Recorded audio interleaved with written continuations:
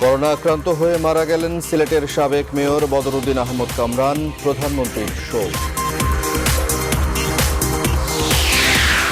সারা দেশে শুরু হচ্ছে এলাকা ভিত্তিক লকডাউন। রেড জোনে থাকবে ছুটি, বাস্তবায়নে চ্যালেঞ্জ দেখছেন জনস্বাস্থ্য বিশেষজ্ঞরা।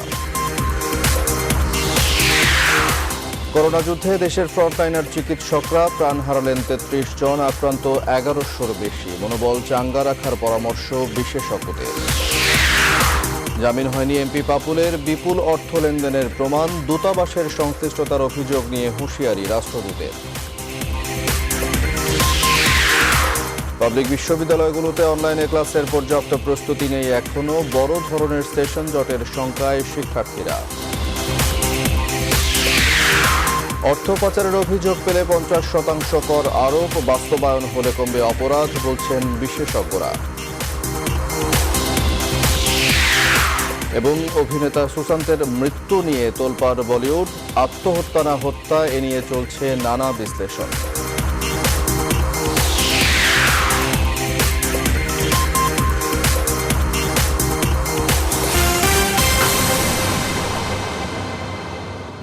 স্বাগত নিউজ 24 সকালের সংবাদে, সাথে আছি রাশেদ ইমাম। দেখছিলেন শিরোনাম, এবারে বিস্তারিত।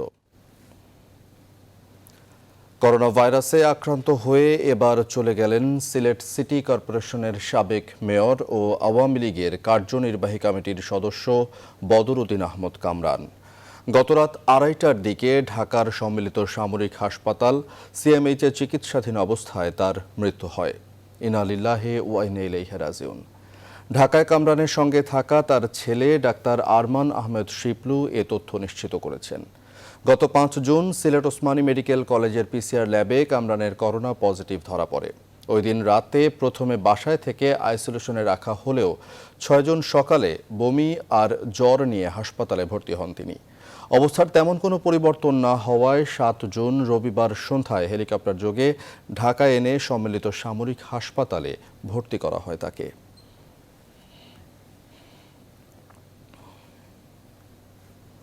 এদিকে বর্ষিয়ান এই নেতার মৃত্যুতে শোক নেমে এসেছে তার প্রিয় নগরী সিলেট জুড়ে। এ বিষয়ে বিস্তারিত জানাতে সিলেট থেকে আমাদের সাথে যুক্ত হচ্ছেন সহকর্মী সৈয়দ রাসেল। রাসেল নিশ্চয়ই শুনতে পাচ্ছেন। রাসেল, বদরুদ্দিন আহমেদ কামরান সিলেটের অত্যন্ত জনপ্রিয় ছিলেন। তার মৃত্যুতে এই মুহূর্তে কি বলছেন সিলেটের মানুষ, কেমন প্রতিক্রিয়া তাদের?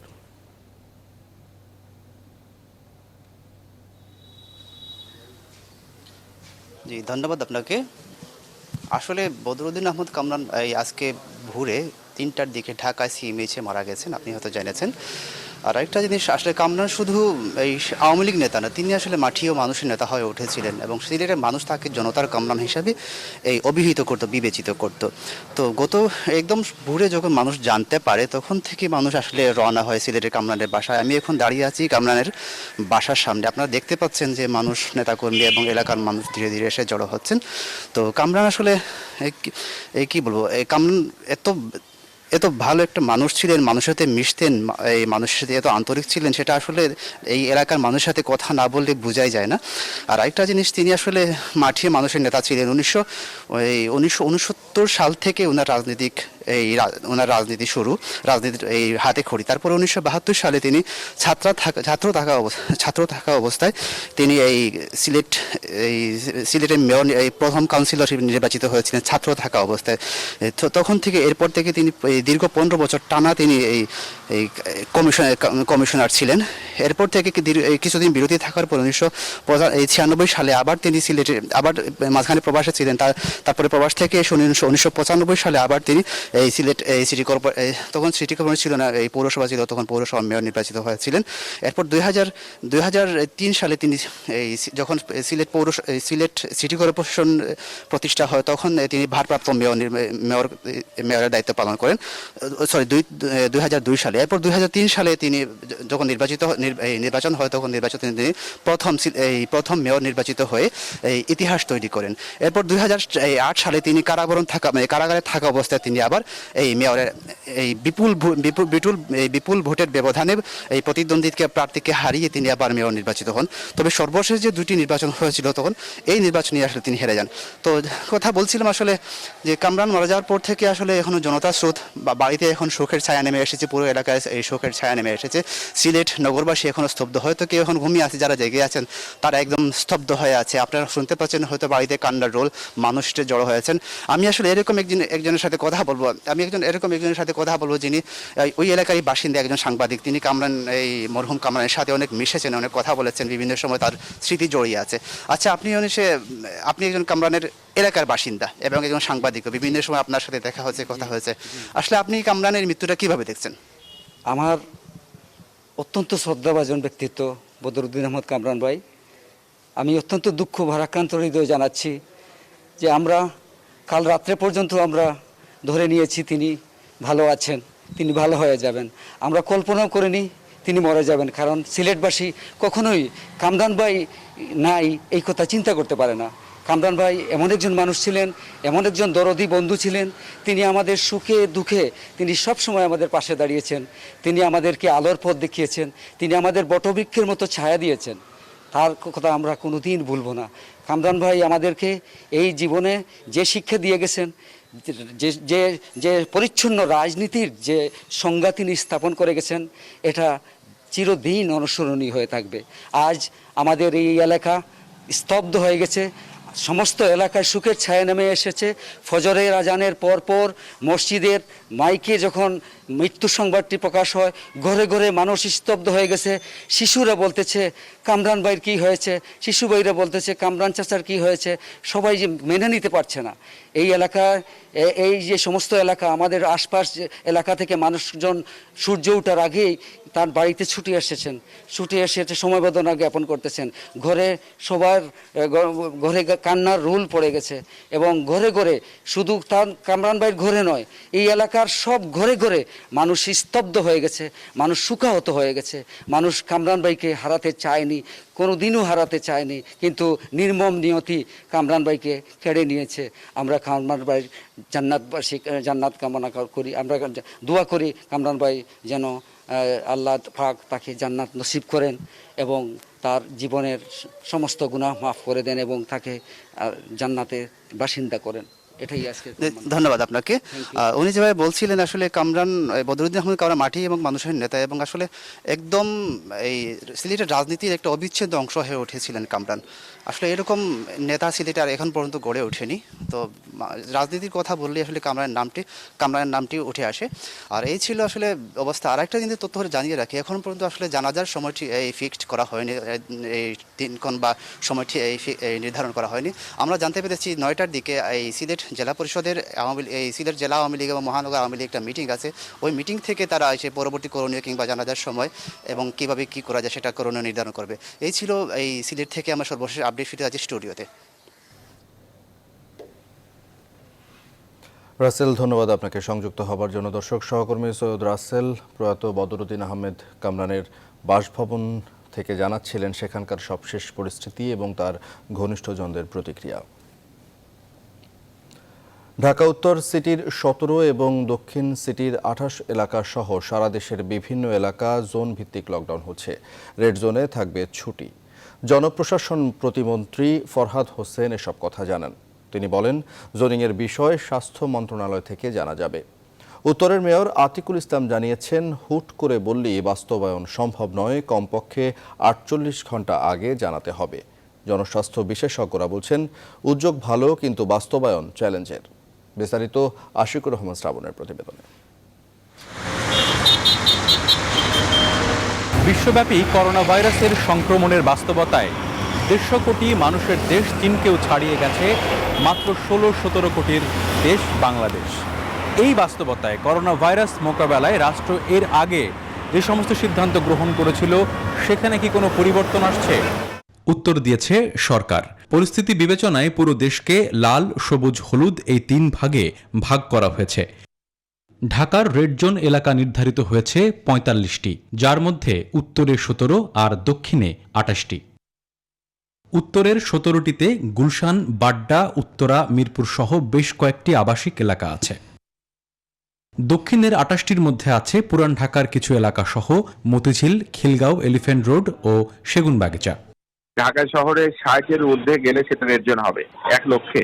আমরা অ্যাম্বুলেন্স থেকে শুরু করে যা যা ওখানে রেডি রাখা দরকার সেটা রেডি রেখে দেন আমরা কিন্তু ওটাকে ডিক্লেয়ার করব। তবে উত্তরের মেয়র তাৎক্ষণিক প্রতিক্রিয়ায় জানিয়েছেন, রেড জোনে লকডাউন বাস্তবায়নের জন্য পূর্ব প্রস্তুতি প্রয়োজন। আমাদের একটা প্রিপারেশনের ব্যাপার আছে। আমি অলরেডি বলেছি, আমি আবার বলি, আমাদেরকে 48 থেকে 72 ঘন্টা সময় দিতে হবে। সময় দেওয়ার পরেই আমাদেরকে, আমরা পূর্ব রাজাবাড়ি থেকে অনেক এক্সপিরিয়েন্স গুলো করেছি, আমাদেরকে ইন্টিগ্রেটেড ওয়েতে কিন্তু কাজগুলো করতে হবে।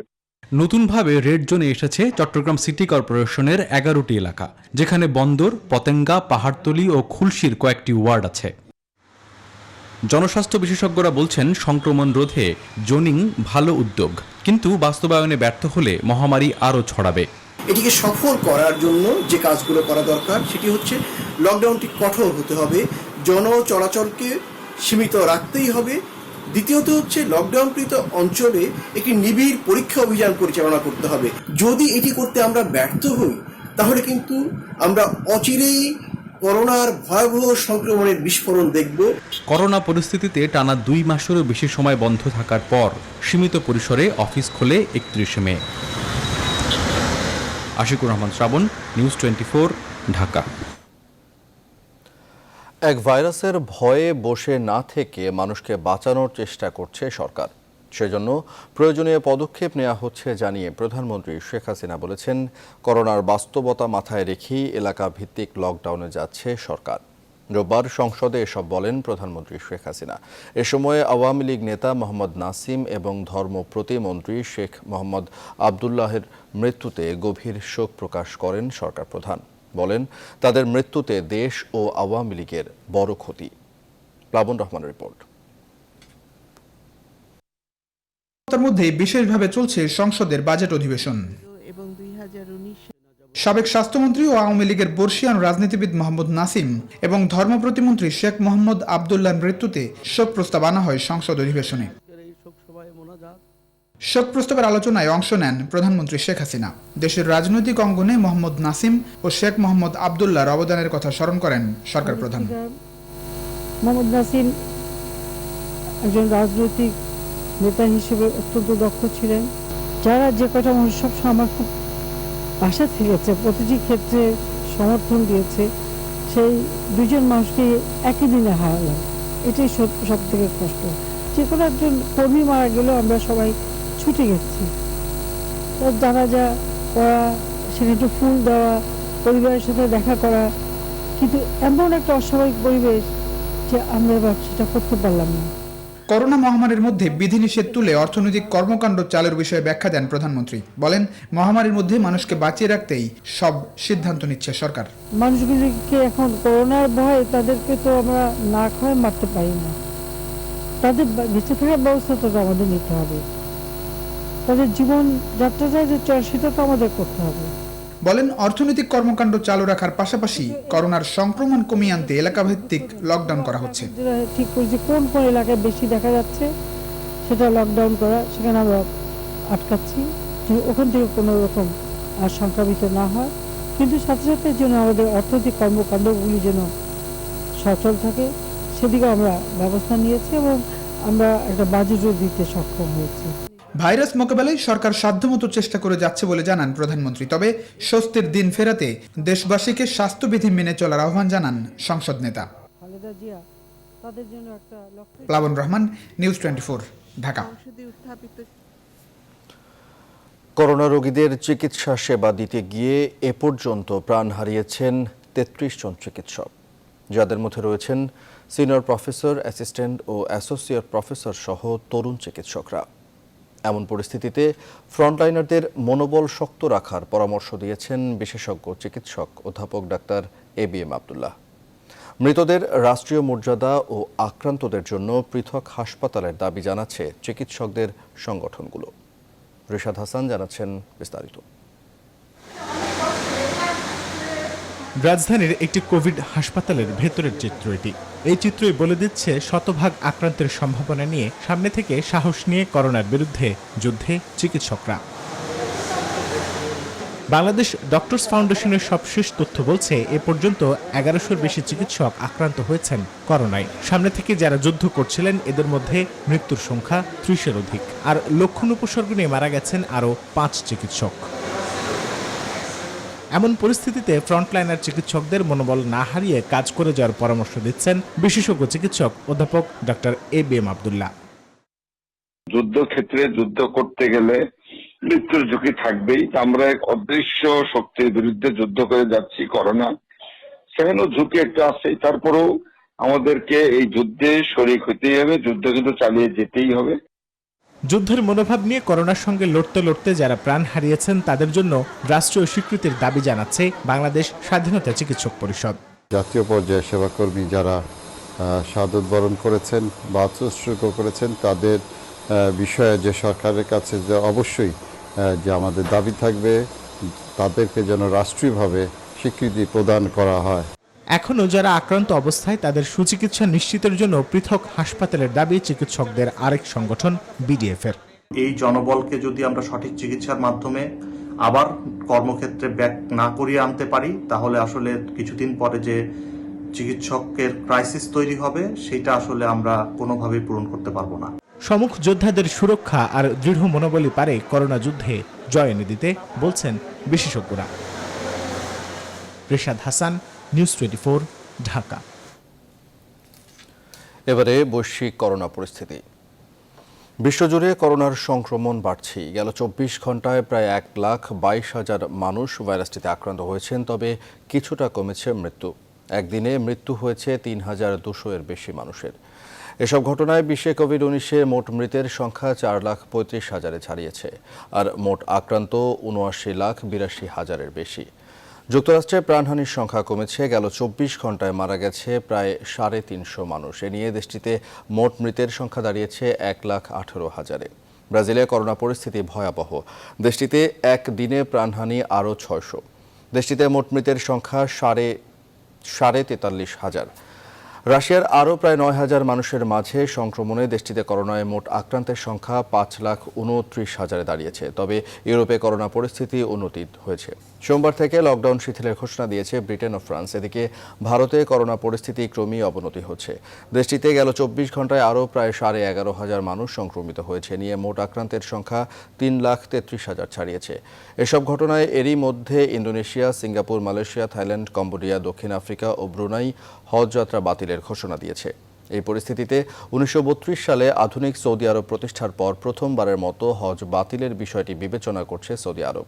শুক্রবার দেশটির হজ ও উমরা মন্ত্রণালয়ের এক সিনিয়র কর্মকর্তা ব্রিটিশ সংবাদ মাধ্যম ফিনান্সিয়াল টাইমসকে এই তথ্য জানান। তবে স্বস্তির খবর হলো বিশ্বব্যাপী এ পর্যন্ত করোনায় সুস্থ হয়েছে 41 লাখের বেশি মানুষ।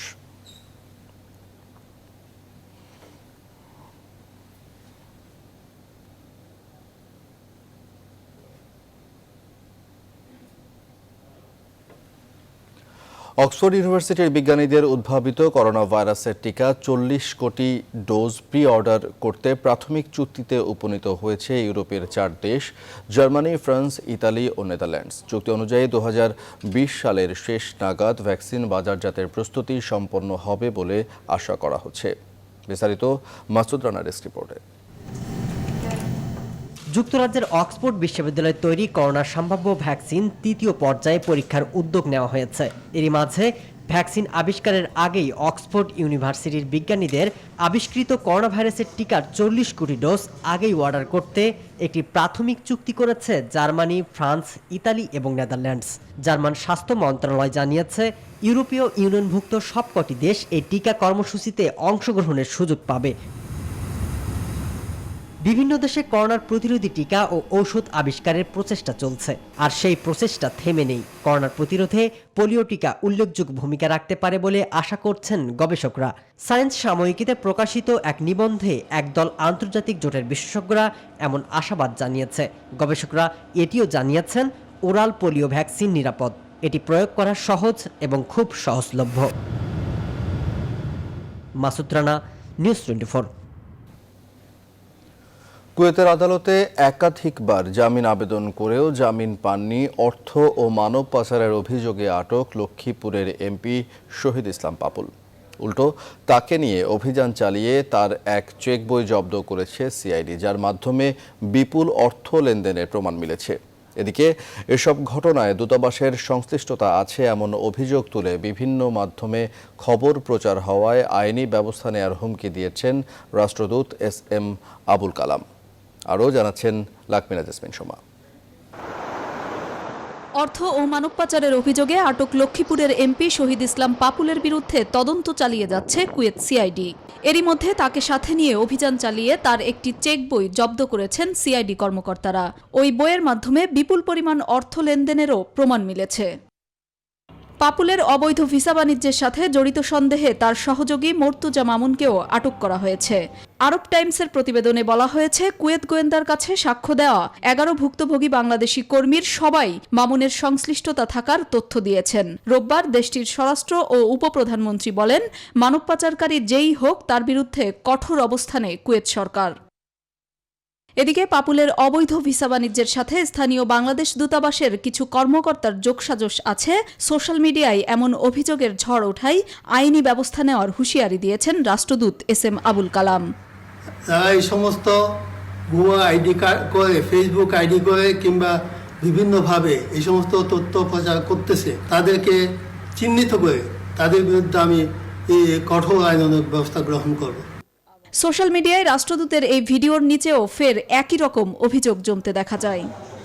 গত সপ্তাহে কুয়েত সিআইডির হাতে আটক হওয়ার পর পাপুলের বিষয়ে সরকারিভাবে জানার জন্য কুয়েত সরকারের কাছে চিঠি দেয় স্থানীয় বাংলাদেশ দূতাবাস, কিন্তু এখনো পর্যন্ত সেই চিঠির উত্তর দেয়নি কুয়েত সরকার।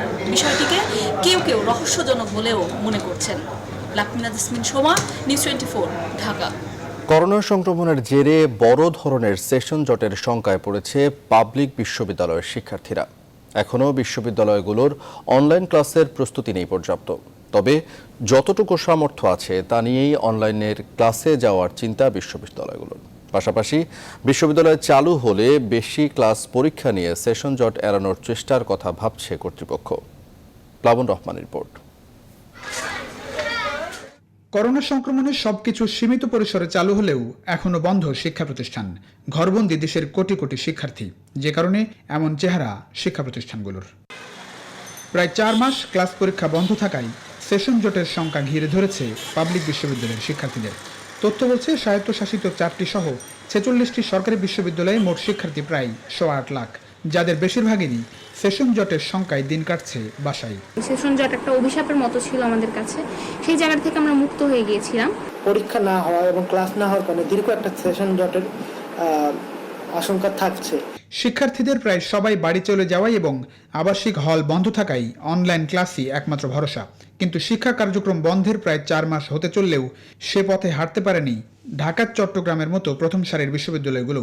অনলাইনে যাদের যতটুকু সক্ষমতা আছে, যাদের যতটুকু ন্যূনতম সামর্থ্য আছে, সেটুকু ব্যবহার করেই যেন আমরা এই কার্যক্রমটা আমাদের শিক্ষার্থীদেরকে শিক্ষা কার্যক্রমের সাথে সম্পৃক্ত রাখা।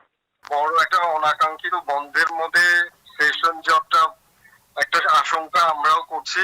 অনলাইনে ক্লাস করার ব্যাপারে আমাদের প্রস্তুতি আছে, কিন্তু আমাদের সমস্যা আছে সেটা হচ্ছে আমাদের ছাত্র সবার হয়তো স্মার্টফোন নাই, সবাই হয়তো নেটওয়ার্কের আওতায় নাই। বিশ্ববিদ্যালয় যখন পুনরায় খুলবে, খোলার পরে যাতে কম সংখ্যক ক্লাস নিয়ে দ্রুত পরীক্ষা নেওয়া যায়। শিক্ষাবিদরা বলছেন, বর্তমান অবস্থায় সেশন জটের বড় আশঙ্কা বিশ্ববিদ্যালয়গুলোতে। তবে তা এড়াতে উচ্চ গতির ইন্টারনেট সুবিধা নিয়ে অনলাইন ক্লাসেই মনোযোগী হওয়ার পরামর্শ তাদের। সেশন জট আবার আসার একটা সম্ভাবনা দেখা দিয়েছে। আগে কিন্তু আমাদের তথ্য প্রযুক্তির শক্তিটা ছিল না। এই তথ্য প্রযুক্তিকে যথাযথভাবে ব্যবহার করা, এটার উপরে আমি গুরুত্ব আরোপ করব। যদি এটা 6 মাসের মধ্যে আমরা ফিরে আসতে পারি ক্যাম্পাসে, বাকি 6 মাস অতিরিক্ত শ্রেণী ক্লাস নিয়ে আমরা হয়তো অনেকটা এই সমস্যাটাকে কাটিয়ে উঠতে পারবো। করোনা এ যেন অদৃশ্য শক্তির বিরুদ্ধে যুদ্ধ। এজন্য দীর্ঘদিন ক্লাস পরীক্ষা না হওয়ার অপূরণীয় ক্ষতি মেনে নেওয়া ছাড়া খুব বেশি কিছু করারও নেই। এরপরও তথ্য প্রযুক্তির উপর ভর করেই সাধ্যমতো চেষ্টা করতে বিশ্ববিদ্যালয়গুলোর প্রতি তাগিদ দিচ্ছেন শিক্ষাবিদরা। প্লাবন রহমান, নিউজ 24, ঢাকা। অর্থ পাচারের অভিযোগ পেলে 50% কর আরোপ করা হবে বলে বাজেটে ঘোষণা দিয়েছেন অর্থমন্ত্রী। বিশেষজ্ঞরা মনে করেন এটি সত্যিকার অর্থে বাস্তবায়ন করা গেলে দেশ থেকে অর্থ পাচার কমে আসবে। তারা বলছেন, আমদানি রপ্তানির আড়ালে ভুয়া তথ্য দিয়ে যে অর্থ পাচার হয় তা বন্ধ করতে গোড়ায় হাত দিতে হবে। আইনের সংশোধন নয়, অর্থ পাচার রোধে প্রয়োজন আইনের কঠোর প্রয়োগ, এমন মতামত তাদের। সুলতান আহমেদের রিপোর্ট। গেল বৃহস্পতিবার জাতীয় সংসদে মোট 5,68,000 কোটি টাকার বাজেট ঘোষণা করেন অর্থমন্ত্রী, যেখানে জিডিপির প্রবৃদ্ধির লক্ষ্যমাত্রা নির্ধারণ করা হয়েছে 8.2%। সরকারি হিসেবে তা করতে হলে বেসরকারি খাতে বিনিয়োগ বাড়াতে হবে প্রায় দ্বিগুণ। আমদানি রপ্তানির আড়ালে বাংলাদেশের পোশাক খাতের ব্যবসায়ী সহ অন্যান্যরা বড় অঙ্কের অর্থ পাচার করে আসছে দীর্ঘদিন থেকে। যুক্তরাষ্ট্র ভিত্তিক গবেষণা প্রতিষ্ঠান গ্লোবাল ফিনান্সিয়াল ইন্টিগ্রিটির হিসেবে প্রতি বছর এদেশ থেকে পাচার হয় প্রায় 64,000 কোটি টাকা। অর্থমন্ত্রী তার বাজেট বক্তব্যে জানিয়েছেন, টাকা পাচার করলে তার অর্ধেক কর হিসেবে কেটে নেওয়া হবে। কিভাবে বাস্তবায়ন হবে, কখন হবে, কোথা থেকে শুরু হবে? এটা কি কালকের থেকে যারা নতুন যারা আমদানি বা রপ্তানি করছেন তাদের আন্ডার ইনভয়েসিং হয়েছে সেটার থেকে ওটা প্রয়োগ হবে, প্রযোজ্য হবে, না এটা অতীতের হবে? কারণ এই বিষয়গুলো স্পষ্ট না হলে পর এই ঘোষণার মধ্যে এর সাযুজ্য খুঁজে পাওয়া যাবে না। বাজেট পরবর্তী সংবাদ সম্মেলনে অর্থমন্ত্রী ঘোষণা দেন, অর্থ পাচার রোধে প্রয়োজনে আইনের সংশোধন করা হবে। তবে আইনজীবীরা বলছেন, প্রয়োজন আইনের প্রয়োগ। মানি লন্ডারিং অ্যাক্ট 2012 আমার কাছে মনে হয় একটি সম্পূর্ণ act, specifically Bangladesh financial intelligence unit, যে বাংলাদেশ ব্যাংকের যে ইউনিট, তাদের দায়িত্ব হলো প্রতিটা ব্যাংকে কি ধরনের ট্রানজাকশন হচ্ছে এবং এলসির টাকা আসছে কিনা যে কোনো একটা কমিটি করে প্রতিটা ব্যাংকে সেটা মনিটর করা। অর্থ পাচার রোধে জাতীয় রাজস্ব বোর্ড, কেন্দ্রীয় ব্যাংক সহ গোয়েন্দা সংস্থাগুলোকে এক হয়ে কাজ করার কথা বলছেন বিশেষজ্ঞরা। দুর্নীতি যদি বন্ধ না হয় তাহলে কিন্তু অর্থ পাচার বন্ধ করা খুব কঠিন হবে। কাজে গোড়ায় হাত দিতে হবে এবং দিনের শেষে যেটা সবচেয়ে বেশি গুরুত্বপূর্ণ সেটা হচ্ছে দুর্নীতি দমন এবং বিনিয়োগ পরিবেশের উন্নতি। এছাড়া যারা এরই মধ্যে দেশের বাইরে পাচার করেছেন বিশেষ উদ্যোগ নেয়ার কথা বলছেন বিশেষজ্ঞরা। সুলতান আহমেদ, নিউজ 24, ঢাকা। সরকারি নির্দেশনা রয়েছে, ফাঁকা পড়ে আছে শয্যা। তবুও চট্টগ্রামে করোনা আক্রান্ত কিংবা উপসর্গ নিয়ে আসা রোগীরা ভর্তি হতে পারছেন না বেসরকারি হাসপাতালে। নগরের 20টি হাসপাতালের এমন চিত্র। এর কারণ হিসেবে নানা সংকটের কথা বলছেন মালিকরা। তবে জেলা প্রশাসন ও সিটি কর্পোরেশনের হুঁশিয়ারি, এ নিয়ে গাফিলতি হলে কোনো ছাড় দেয়া হবে না। শামসুল আলম বাবুর ক্যামেরায় নয়ন বড়ুয়া জয়ের পাঠানো তথ্যে ডেস্ক রিপোর্ট। ঢাকা নারায়ণগঞ্জের পর এখন করোনা সংক্রমণের অন্যতম হটস্পট চট্টগ্রাম। এ পর্যন্ত রোগী শনাক্ত হয়েছে প্রায় 5,000। এর মাঝেই হাসপাতালে ভর্তি নিয়ে নানা হয়রানির তথ্য উঠে আসছে গণমাধ্যম আর সামাজিক যোগাযোগ মাধ্যমে। অভিযোগ রয়েছে, অসুস্থতার হার বেশি হলেও বেসরকারি হাসপাতালগুলো ভর্তি করছে না। বেসরকারি হাসপাতালে তো চিকিৎসা সেবা নাই, সরকারি হাসপাতালে যা কিছু হয়। আমরা যারা সাধারণ জনগণ চিকিৎসার জন্য সেবার জন্য বিভিন্ন হাসপাতালে যাচ্ছি, তারা ঠিকমতো চিকিৎসা পাচ্ছি না। রোগীরা এই হসপিটাল থেকে ওই হসপিটালে, ওই হসপিটাল থেকে ওই হসপিটালে, বিভিন্ন হসপিটালে দৌড়াদৌড়ি করতেছে। অথচ সংক্রামক এই ভাইরাসের আক্রমণের শিকার কিংবা তার উপসর্গ দেখা দেওয়া রোগীকে ভর্তির নির্দেশনা দিয়েছে স্বাস্থ্য অধিদপ্তর। আমাদের নির্দেশনা যেটা আছে এটা এখনো আছে এবং এইটার ব্যত্যয় ঘটলে আইনগত ব্যবস্থা নেওয়ার অধিকার দেয়া আছে সার্ভিলেন্স টিমকে, বিভাগীয় প্রশাসন এবং জেলা প্রশাসনকে। বেসরকারি হাসপাতালের মালিকরা বলছেন, কয়েকটি হাসপাতাল এ নিয়ে উদ্যোগী হলেও চিকিৎসক ও নার্স সংকটে সেবা কার্যক্রম ব্যাহত হচ্ছে। এখন সবচেয়ে বড় সমস্যা যে ম্যান পাওয়ার। আমাদের খুব ম্যান পাওয়ারের দরকার, মানে আরও বেশি মানুষ দরকার সব ক্ষেত্রে, ডাক্তারের ক্ষেত্রে, সিস্টারের ক্ষেত্রে, পিয়ন, তারপর ওয়ার্ড বয়, এলএমএস সবগুলোতে দরকার। এ ব্যাপারে টালবাহানা করলে অভিযুক্ত হাসপাতালগুলোর বিরুদ্ধে ব্যবস্থা নেওয়ার হুঁশিয়ারি দিয়েছে চট্টগ্রাম সিটি কর্পোরেশন ও জেলা প্রশাসন। যদি সুস্পষ্ট অভিযোগ পাই তাহলে কিন্তু জেলা প্রশাসন চট্টগ্রাম এবং বিভাগীয় কমিশনার স্যারের যে সুস্পষ্ট নির্দেশনা রয়েছে সেই অনুযায়ী কিন্তু আমাদের যে টিম রয়েছে, ম্যাজিস্ট্রেট টিম এবং সিভিল সার্জন মহোদয়ের টিম, আমরা কিন্তু যৌথভাবে কিন্তু সেই হসপিটাল এবং ক্লিনিকগুলোকে কিন্তু রাষ্ট্রীয় যে আইন আছে সেই আইন অনুযায়ী কিন্তু শাস্তি দিতে বাধ্য থাকবে। ঠিক আছে, মানুষের স্বনির্ভর একটা কোভিড চার্জ নিয়ে, ঠিক আছে, ওইটা দেখ ওনারা, কিন্তু দিয়ে এগিয়ে আসতে হবে, কোভিড চিকিৎসার সাথে যুক্ত হতে হবে। এখানে কোনোভাবে নয়ছয় করার কোনো সুযোগ নাই। চট্টগ্রামে এ পর্যন্ত শতাধিক মানুষ করোনা আক্রান্ত হয়ে মারা গেছেন। Desk report, news 24। পিরোজপুরে এক জনপ্রতিনিধির বিরুদ্ধে সরকারি ঘর নির্মাণ, বয়স্ক, প্রতিবন্ধী ও বিধবা ভাতার টাকা আত্মসাতের অভিযোগ উঠেছে। এসব অভিযোগ গ্রামবাসীর, তবে এগুলো অস্বীকার করেছেন ওই ইউপি সদস্য। উপজেলা প্রশাসন বলছে, অপরাধ হলে তদন্ত সাপেক্ষে ব্যবস্থা নেওয়া হবে। ইমন চৌধুরীর তথ্য চিত্রে ডেস্ক রিপোর্ট। পিরোজপুরের নেসারাবাদের গুয়ারেখা ইউনিয়নের 5 নং ওয়ার্ড, মাত্র 3টি গ্রাম নিয়ে এই ওয়ার্ড থেকে 3 বারের ইউপি সদস্য গৌরাঙ্গ মণ্ডল। অভিযোগ রয়েছে, প্রধানমন্ত্রীর গৃহ নির্মাণ প্রকল্পে ঘর দেওয়ার কথা বলে অনেক অসহায়ের কাছ থেকে টাকা হাতিয়েছেন তিনি। এছাড়া বিধবা, বয়স্ক ও প্রতিবন্ধী কার্ড দিলেও টাকা জোটে না মানুষের ভাগ্যে, অথচ এইসব কার্ড বানিয়ে দিতেও টাকা নেওয়া হয়েছে। বিক্রি করিয়ে খাই, এই বিক্রি করিয়ে এই মেম্বারে 2000 টাকা দিছি ঘরের জন্য। হ্যাঁ, আমার কিছুই দেয়নি। 10,000 টাকা নিছে ঘর দেওয়ার কথা বলে, 6-7 মাস হয়েছে ঘর দেয় না। আমি চাই যে এই আসলে দেবো, এই আসলে দেবো, কিন্তু আমার ঘর আমি এখন তাই পাইতে আসি না। 2500 টাকা হরিয়ে পামু, দেও দেয় নাই। আমার কাছ দিয়ে 5000 টাকা নিয়েছে, আমার চৌকিদারি চাকরি দেবে বলিয়া, কিন্তু আজ পর্যন্ত অদ্যবধি টাকাও আমার ফেরত দেয় নাই, বরং চাকরি অন্যত্র হয়ে গেছে। এই কার্ডটা 1 বছর হয়েছে করে দিয়েছে, আর টাকা চাইছে, টাকা দিনে হেলে আমার কিছু দেও নাই। তবে এসব অভিযোগ অস্বীকার করেছেন গৌরাঙ্গ মণ্ডল। বলছেন, রাজনৈতিকভাবে হেয় করতেই বানোয়াট অভিযোগ করা হচ্ছে। স্থানীয় ইউপি চেয়ারম্যান জানান, গৌরাঙ্গের বিরুদ্ধে একটি বৈঠকের মাধ্যমে সমস্যার সমাধান করা হবে। আমার কাছে কোনো লিখিত বা মৌখিকভাবে কেউই এখনো বলেনি। এটা যখনই বলবে আমরা এর প্রতিবিধান এবং সম্মানজনক এর বিচার আমরা নিশ্চিত করব। উপজেলা প্রশাসন বলছে, জনপ্রতিনিধি হলেও দুর্নীতি অনিয়মে জড়িত থাকলে ব্যবস্থা নেওয়া হবে। এই বিষয়টি আপনি বললেন, এটি আমার কাছে ডিটেইল আসলে আমরা বিষয়টি দেখব, খুঁটিয়ে দেখে যদি দেখি যে ইউপি সদস্য কেন, যে কেউ যদি অনৈতিক কোনো কাজের সাথে সম্পৃক্ত থাকে, সেটা আমরা আইনানুগ ব্যবস্থা নেব তাদের বিরুদ্ধে। তৃণমূলে দুর্নীতি ঠেকাতে প্রশাসনের কঠোর নজরদারি দাবি করেছেন স্থানীয় সাধারণ মানুষ। Desk report, news 24। এবারে নিউজ 24 আন্তর্জাতিক।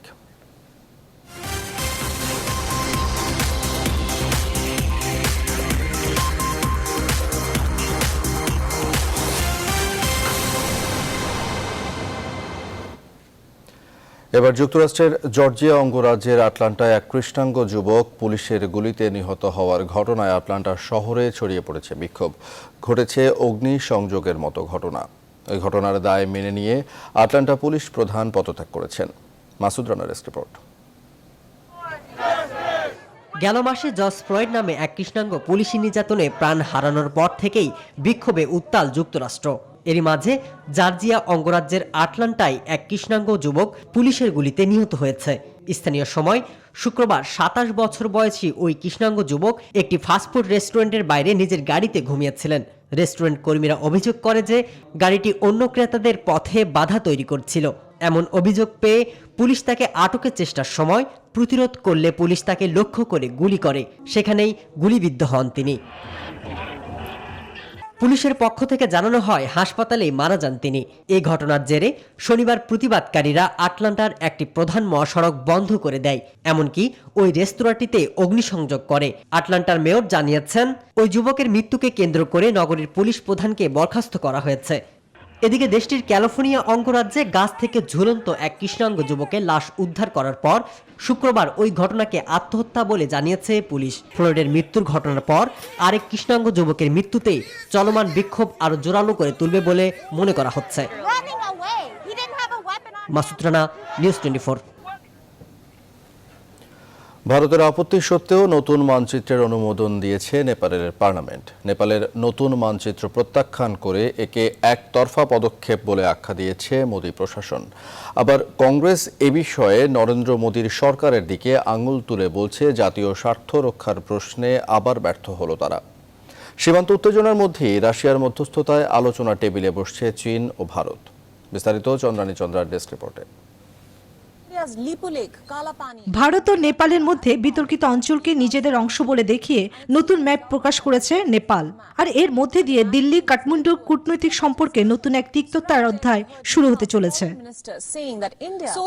রোববার এই পদক্ষেপের কড়া সমালোচনা করে ভারতের পররাষ্ট্র মন্ত্রণালয়ের দাবি, কাঠমান্ডুর দাবির কোনো ঐতিহাসিক ভিত্তি নেই। নতুন মানচিত্রে লিম্পিয়াধুরা, লিপুলেক গিরিপথ এবং কালাপানি অঞ্চল নতুন মানচিত্রে নিজেদের বলে দাবি করেছে নেপাল। এই অঞ্চল দিয়ে চীন সীমান্ত পর্যন্ত সম্প্রতি পাকা সড়ক তৈরি করেছে ভারত, সমর কৌশলগতভাবে যা খুবই গুরুত্বপূর্ণ। চীনের প্ররোচনাতেই ওলি সরকার এই পদক্ষেপ নিয়েছে বলে ভারত সরকারের দাবি। ভারতীয় পররাষ্ট্র মন্ত্রণালয়ের মুখপাত্র অনুরাগ শ্রীবাস্তব বলেন, ভূখণ্ডকে অন্তর্ভুক্ত করে নেপাল তার পরবর্তীত মানচিত্র সংসদের নিম্নকক্ষে পাশ করিয়েছে। তার পেছনে কোনো ঐতিহাসিক তথ্য প্রমাণ নেই। নেপালের সঙ্গে সীমান্ত সমঝোতাও এই ঘটনায় বিঘ্নিত হবে। শনিবার দিল্লির সঙ্গে বিরোধপূর্ণ অঞ্চল সহ এই অঞ্চলের অনুমোদনের সংবিধান সংশোধনী বিল দেশটির পার্লামেন্টের নিম্নকক্ষে পাশ করা হয়। এরপর বিলটি পার্লামেন্টের উচ্চকক্ষে জাতীয় পরিষদে যাবে। সেখানেও ফলাফল একই হবে বলে মনে করা হচ্ছে। এদিকে নেপালের সঙ্গে এতদিনের বন্ধুত্বের সম্পর্ক এই দিনের ঘটনায় ধাক্কা খাবে বলে মনে করছে কংগ্রেস। তবে এই জন্য তারা মোদী সরকারের কূটনৈতিককেই দায়ী করছে। সীমান্ত উত্তেজনার মধ্যে রাশিয়ার মধ্যস্থতায় আলোচনা টেবিলে বসতে যাচ্ছে চীন ও ভারত। আগামী 22 জুন এক ভিডিও কনফারেন্সের মাধ্যমে এই বৈঠক অনুষ্ঠিত হবে। চন্দ্রানী চন্দ্রা, নিউজ 24। আত্মহত্যা করেছেন বলিউড সুপারস্টার সুশান্ত সিং রাজপুত। ক্যারিয়ারের শীর্ষে থেকেও কেন আত্মহত্যার পথ বেছে নিলেন তা নিয়ে চলছে তোলপাড়। অস্বাভাবিক মৃত্যুতে বিনোদন জগতে নেমে এসেছে শোকের ছায়া। বিস্তারিত জানাচ্ছেন চন্দ্রানী চন্দ্রা। রোববার মুম্বাইয়ের বান্দ্রার ফ্ল্যাটে গলায় ফাঁস লাগানো অবস্থায় উদ্ধার করা হয় ক্যারিয়ারের মধ্য গগনে থাকা বলিউডের সুপারস্টার সুশান্ত সিং রাজপুতের দেহ। মাত্র 34 বছর বয়সে আত্মহত্যা করলেন MS Dhoni the untold story খ্যাত অভিনেতা সুশান্ত সিং। আত্মহত্যার খবর নিশ্চিত করেছে ভারতীয় সংবাদ মাধ্যম। রোববার সকালে সুশান্তের বাড়ির পরিচালক পুলিশকে খবর দেন। তবে কোন সময় এই ঘটনা তার কোনো তথ্য মেলেনি। আত্মহত্যার কোনো কারণও খুঁজে পাওয়া যায়নি এখন পর্যন্ত। কোনো সুসাইড নোটও লেখা নেই। তবে হতাশায় ভুগছিলেন। শেষবার ছিচড়ে ছবিতে দেখা গিয়েছিল সুশান্তকে। এছাড়াও Kedarnath, MS Dhoni the untold story, detective Byomkesh Bakshi, PK, Kaipoche সহ একাধিক ছবিতে অভিনয় করেছেন সুশান্ত। টেলিভিশনে পবিত্র রিস্তা দিয়ে ধারাবাহিকে ক্যারিয়ারে প্রথম সাফল্যে মুখ দেখেন সুশান্ত।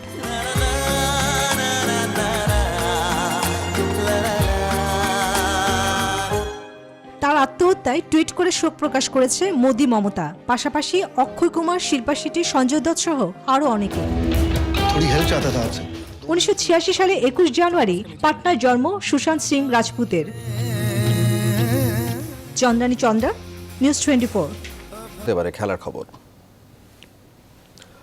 আসন্ন বাফুফে নির্বাচনে কাউন্সিলরশিপ নির্ধারণ নিয়ে বাফুফে সাধারণ সম্পাদকের কর্মকাণ্ডের বিরুদ্ধে ফিফার কাছে করা ফেডারেশনের 2 সহ সভাপতির অভিযোগ আমলে নিয়েছে বিশ্ব ফুটবলের সর্বোচ্চ নিয়ন্ত্রক সংস্থা। অভিযোগ আমলে নিয়ে কাজও শুরু করেছে ফিফা। মাহফুজুল ইসলামের রিপোর্ট। করোনার কারণে বাড়তি সময় অতিবাহিত করছে কাজী সালাউদ্দিন নেতৃত্বাধীন বাফুফের বর্তমান কমিটি। গেল 30 এপ্রিল মেয়াদ শেষ হয়ে যাওয়ার পরও করোনার বাস্তবতায় নির্বাচন হয়নি। তবে সাধারণ ছুটি শেষ হয়ে যাওয়ার পর আবারও নির্বাচনী তোড়জোড় বাফুফেতে।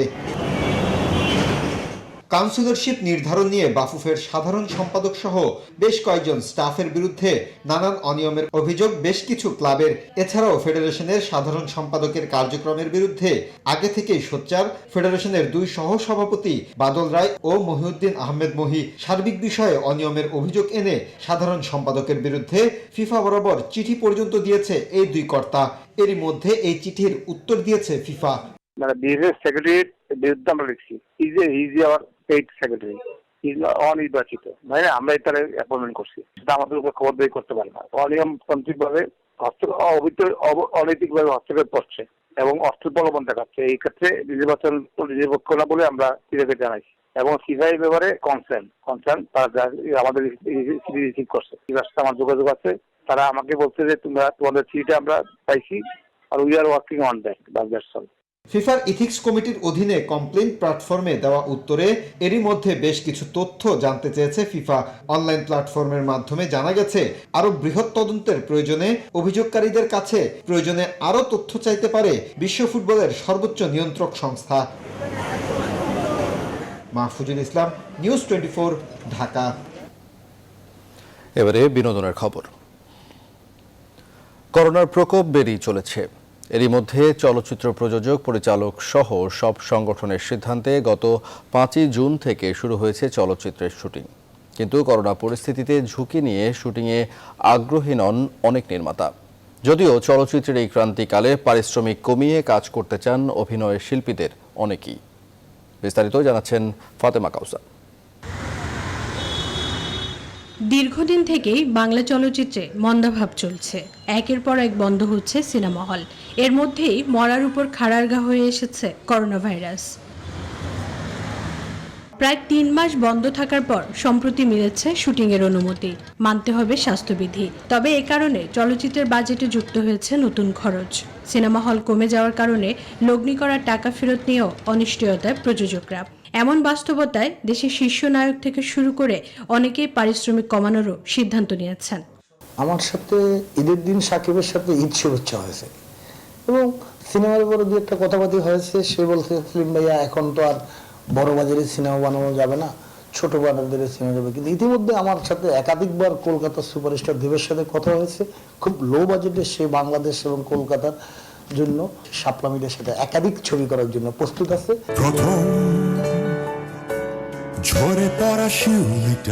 কিন্তু বাংলাদেশে করোনার প্রকোপ বাড়ছে। এই পরিস্থিতিতে করোনা ঝুঁকি এড়িয়ে শুটিং করার উপায় নেই বলে মনে করছেন অনেক নির্মাতা। কেউ যদি আক্রান্ত হয়ে থাকে, সারা সিনেমা হলের লোকগুলো সংক্রমিত হতে পারে।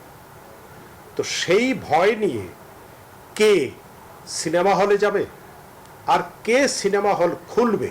আমার নিজের জন্য এখনো শুটিং করবার জন্য সঠিক সময় আমার মনে হচ্ছে না, তাই আমি অপেক্ষা করছি। আমি নিজেও উদ্গ্রীব হয়ে আছি কাজ করার জন্য, এবং আমারও কাজ শুরু হয়ে গেছে, আমিও কাজ করছি। তবে অবশ্যই আগেও বলেছি স্বাস্থ্যবিধি মেনে চলুন। করোনাকালীন সময়ে অনেকেই চান না বড় পরিসরে শুটিং করতে, আর তাই ঘরে বসে সিনেমা নির্মাণের সিদ্ধান্ত নিয়েছেন অনেকে। প্রযোজকরাও বিকল্প উপায়ে সিনেমা নির্মাণের কথা ভাবছেন। 3 টাকা দিয়ে আমাদের অ্যাপসের মাধ্যমে আমরা এই বিগ বাজারের ছবি এবং আরো অনেক সিনেমা আমরা বানাবো। প্রতি মাসে 1-2টা সিনেমা থাকবে, বছরে 15টা সিনেমা আমরা দেখাবো দর্শকদেরকে। শুটিং শুরু হলেও সিনেমা হল কবে খুলবে তার কোনো নিশ্চয়তা নেই। এমন বাস্তবতায় সরকারি সহযোগিতার দাবি সংশ্লিষ্টদের। ফাতেমা কাউসার, নিউজ 24, ঢাকা। দর্শক, শেষ করব সকালের সংবাদ, তার আগে শিরোনামগুলো আরও একবার।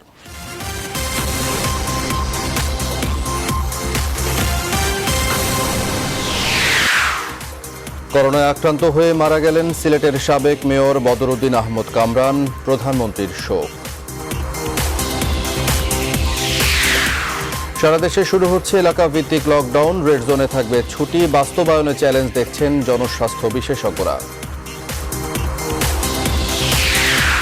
করোনা যুদ্ধে দেশের ফ্রন্টলাইনার চিকিৎসকরা প্রাণ হারালেন 33 জন, আক্রান্ত 1100-র বেশি, মনোবল চাঙ্গা রাখার পরামর্শ বিশেষজ্ঞদের।